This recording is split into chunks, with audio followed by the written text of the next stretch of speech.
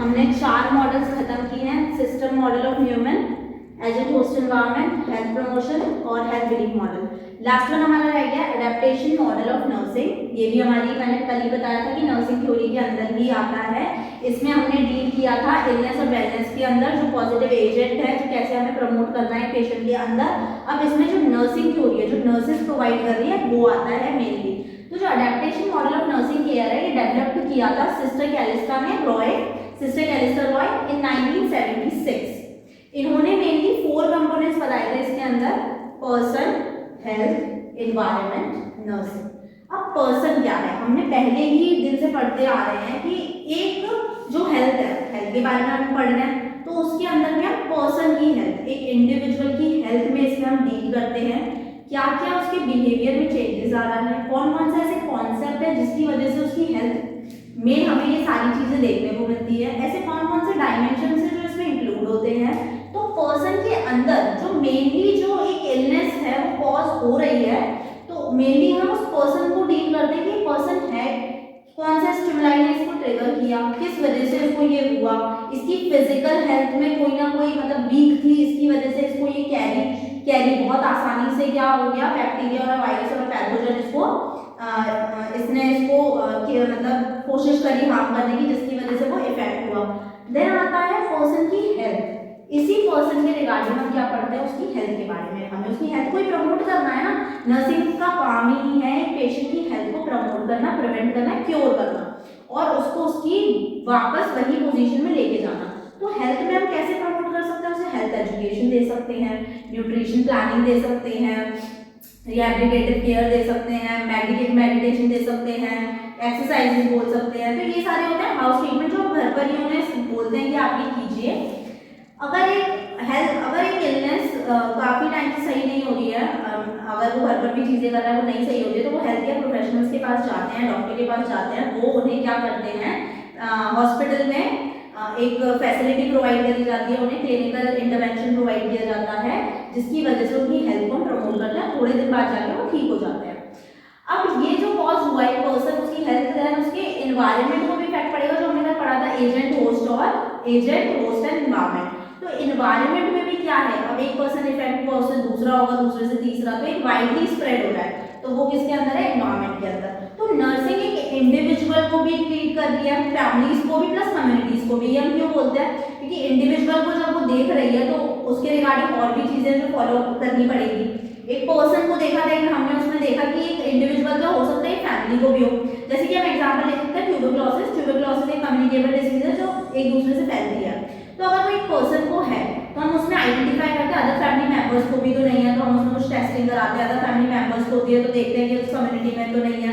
तो ये सारा किसके अंदर आता है, नर्सिंग के अंदर। नर्सिंग इसमें कम्युनिटी में फैमिली और एक इंडिविजुअल को देखती है, तो वो पूरा एक पर्सन में इंक्लूड हो गया। तो ये सारी किसके अंदर आती है, 4 कंपोनेंट्स हमारे आते हैं जो सिस्टर कैलिस्टा रॉय ने हमें दिए थे। अब ये कैसे किस तरीके से हमें इस प्रोसेस में कोप अप करना है, मतलब ये जितनी भी 4 कंपोनेंट्स पढ़े हम इसे कैसे डील करेंगे वो हम पढ़ते हैं। तो कोई भी, अगर हमने पहले ही पढ़ा है फिजियोलॉजिकल चेंज आ रहा है बॉडी के अंदर, तो हम उसे कैसे कोप अप कर सकते हैं। फिजियोलॉजिकल में मींस फंक्शनिंग डिसबैलेंस हो रही है। अब उस जो फिजियोलॉजिकल डिसबैलेंस हो रहा है उसको कोई ना कोई ट्रिगर तो हो रहा है ना, स्टिमुलाई तो होगी, कोई ना कोई कॉज कर रही है, कोई ना बैक्टीरिया, वायरस, कोई तो चीज होगी जिससे वो अफेक्ट हो रहा है। इम्यूनिटी वीक है जिसकी वजह से उसकी बॉडी ने उसको जल्दी कैच कर लिया, तो फिजियोलॉजिकल अफेक्ट हुआ, तो हम उसे कोप अप करेंगे, उसको एजुकेशन ही देंगे। मेनली जो कॉज है उसको कहीं, मतलब जो कॉज है, मेनली जो कॉज हो रहा है उसकी वजह से हम क्या करेंगे, उसको खत्म करने की कोशिश करेंगे। नेक्स्ट आता है सेल्फ कॉन्सेप्ट ग्रुप आइडेंटिटी। अब ये पेशेंट के, अगर एक पेशेंट को फिजिकल इलनेस है तो उसके बिहेवियर में चेंज आएगा। अब उसके बिहेवियर में जब चेंज आता है तो उसको ये खुद जानने की, मतलब उसे खुद भी वो क्या होना चाहिए ना, उसको खुद इस चीज को अडेप्ट करना है कि हाँ वो किसी इलनेस का सफर कर रहा है और उसे जाके ट्रीटमेंट लेना है। अगर वो किसी चीज से सफर कर रहा है तो उसे ट्रीटमेंट की जरूरत है, तो इसका मतलब वो इलनेस और वेलनेस दोनों की तरफ से बिहेवियर चेंज हो रहा है ना। तो अगर हम उसे वेलनेस की तरफ लेके जाएंगे तब बिहेवियर क्या होगा, ठीक होगा। अगर वो इलनेस में, तो वो बिहेवियर में हमने पढ़ा था कि वॉयलेंस देखने को मिलेगा, एंगर देखने को मिलेगा, तो मेंटल भी कॉज कर रहा है एक तरीके से। देन इसमें क्या होता है, कोप अप करेंगे हम उन सारी चीजों से भी जो हमें किसमें आ रही है, सेल्फ कॉन्सेप्ट ग्रुप में आ रही है। हमें पेशेंट को बोलना है कि आपको ये परेशानी है, इसका ट्रीटमेंट अभी लेना जरूरी है ताकि ये क्रॉनिक वे में ना चला जाए, क्रॉनिक में ना पहुंच जाए, इसलिए आप उसको पहले ही प्रिकॉशन ले लें। नेक्स्ट आता है इंटरडिपेंडेंस। इंटरडिपेंडेंस में क्या होता है, हमें क्या करना है, कोप अप करना है इंटरडिपेंडेंट, मतलब उसको क्या करना है, हमें उसको भी बोलना है कि आप ठीक हो सकते हैं। अगर आप एक नेगेटिविटी लेके चलेंगे, अब तो मैं ठीक नहीं हो सकता, बहुत ज्यादा हो गई है परेशानी, बहुत ज्यादा दर्द है ये वो, अब मैं ठीक नहीं हो सकता, अगर वो अपनी होप छोड़ देता है तो वो ठीक नहीं हो पाएगा, क्योंकि वो नेगेटिव ऑलरेडी अपने दिमाग में बना लिया है। तो जब नेगेटिव चीज दिमाग में आती है तो वो सारी चीजें नेगेटिव चलती है। तो एक नर्सिंग हेल्थ केयर प्रोफेशनल को क्या प्रोवाइड करना है, पॉजिटिव कम्युनिकेशन, एक इंटरैक्टिव कम्युनिकेशन पेशेंट के साथ रखना है ताकि वो इंटरडिपेंडेंस उसमें रख सके। नेक्स्ट आता है रोल एंड फंक्शन। अब एक नर्सिंग क्या करती है, एक हॉलिस्टिक अप्रोच कर रही है, एक तरीके से हॉलिस्टिक अप्रोच में वो काम कर रही है।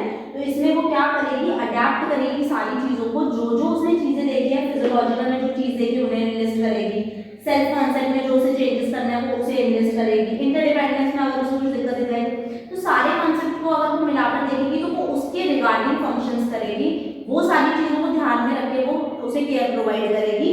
तब जाके वो क्या होगा, स्टिमुलाई ट्रिगर होना बंद होगा। जब स्टिमुलाई को हम रोक देंगे तो सारी चीजें वहीं के वहीं सही हो जाएगी। ये सारी हम किसके अंदर पढ़ते हैं, अडेप्टेशन और मॉडल ऑफ नर्सिंग। सारी चीजें नर्सिंग, अडेप्टेशन का मतलब ये होता है एक्वायर्ड करना, अडेप्ट करना चीजों को। तो सारी जितनी भी नर्सिंग या प्रोफेशनल में हमें चीजों को देख के घबराना नहीं है, हमें उनकी सारी रूट कॉज क्या है ना, मेनली जो रूट है उसको ही हमें पकड़ना है, किसकी वजह से ये हो रही है, बेसिकली फिजिकल इफेक्ट हो रहा है कि मेंटल इफेक्ट हो रहा है, और रीजन क्या है उस चीज का। तो मेनली क्या होता है कि सारी बात दोनों हमारी नर्सिंग थ्योरी में आती है। आज हमने सारे मॉडल्स खत्म किए हैं। हेल्थ बिलीफ मॉडल भी हो चुका है, हेल्थ प्रमोशन मॉडल भी हो चुका है, एजेंट होस्ट एनवायरनमेंट मॉडल भी हो चुका है, सिस्टम मॉडल ऑफ ह्यूमन भी हो चुका है, अडेप्टेशन मॉडल ऑफ नर्सिंग भी हो चुका। That's all for today. Thank you for watching. If you like my channel, like, subscribe and comment. Thank you.